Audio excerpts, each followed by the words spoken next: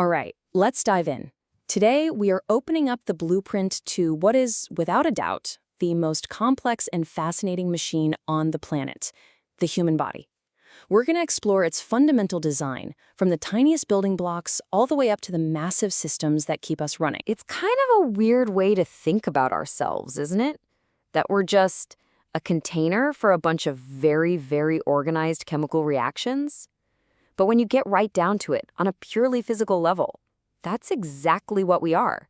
And it's that incredible precision that makes everything else possible. And that really brings us to the big question for this whole explainer. If we are a machine, then what are the blueprints? What's it made of?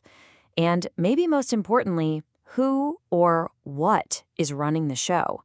The operating system that keeps everything in perfect balance. Let's find out. Okay, so our first stop is just understanding the two main ways we study the body. You can think of them like the two big sections in the owner's manual, the parts list and the operating instructions. This really boils down to two core ideas: anatomy and physiology. Anatomy is the what. It's the study of the structure, the parts themselves.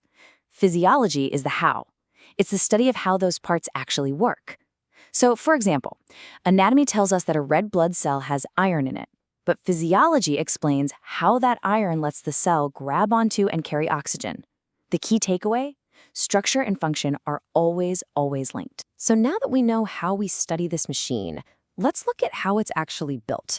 And we're going to start from the absolute simplest level and work our way up.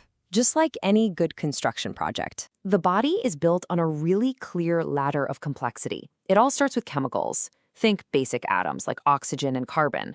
These combine in incredible ways to form cells, which are the smallest living units of the body. Then, groups of similar cells team up, and they create the next level up, tissues. And here's what's just wild. The trillions of cells in your body are organized into just 4 main types of tissue. That's it. You've got epithelial tissue, which covers and lines everything. You have connective tissue, which is basically the glue and framework that supports everything else. Muscle tissue, which contracts to create movement. And a nerve tissue, which sends all the electrical signals that communicate and regulate everything we do. Every single part of you is just some combination of these 4. So what happens when you start combining these different tissues? Well, you get an organ.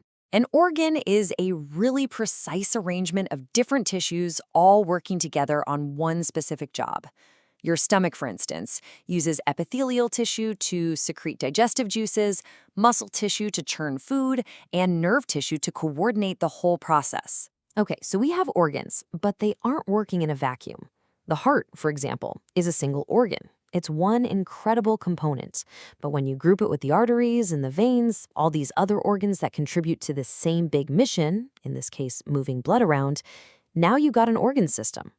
It's like the difference between just an engine and the entire powertrain of a car. Now we get to zoom out to the highest level of assembly. This is where we see the major organ systems that all have to work together to make a person, well, a person. We have about 11 of these major organ systems, and each one has a main job. The skeletal system, for instance, is our physical framework. The nervous system is our command and control center. The digestive system is basically a refinery, turning food into fuel. But, and this is so important, no system works alone. They are all deeply interconnected, and the body's design is just incredibly efficient. I mean, take the pancreas.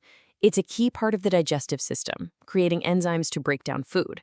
But at the exact same time, it's a star player in the endocrine system, making hormones like insulin to manage your blood sugar. That kind of multitasking just shows you how brilliantly networked this machine really is. Okay, we've seen how the body is built. But what keeps this unbelievably complex machine running smoothly, not just day to day, but second to second? Well, that's the job of the body's amazing internal autopilot. And that autopilot has a name: homeostasis. This is one of the most important concepts for understanding the body. It's this remarkable automatic ability to keep its internal world, things like your temperature, your pH, your fluid levels, in a stable, healthy range, even when the world outside is going crazy. It's why you don't just collapse when you walk into a cold room. So how does it pull this off? Primarily through a process called negative feedback. And the absolute best way to think about this is like the thermostat in your house. The thermostat senses the room is getting too cold, so what does it do? It kicks on the furnace. The furnace then reverses that change, warming the room back up until it hits the target temperature. Your body's doing that constantly for dozens of variables. Let's walk through a classic example. This stimulus. You get too hot. Your body's sensors detect this change and trigger a response. You start to sweat. As that sweat evaporates, it has a cooling effect, and your body temperature starts to drop. This result then feeds back and inhibits or shuts off the original signal, and you stop sweating. It's this beautiful self-correcting loop that keeps you from overcorrecting. Now, there is an opposite mechanism, and it's much, much rarer. It's called positive feedback. While negative feedback works to reverse a change and bring you back to normal, positive feedback amplifies a change, pushing it further and further. The textbook example is childbirth. Contractions trigger a hormone release, which causes even stronger contractions, and so on. This explosive loop keeps going until an outside event, the delivery of the baby, finally stops the cycle. So, we've looked at the blueprint, the construction, and the regulatory system. But what happens when things go wrong? This brings us to how we actually troubleshoot the machine when it's not working right. Well, there's a whole field for that, and it's called pathophysiology. It's pretty straightforward.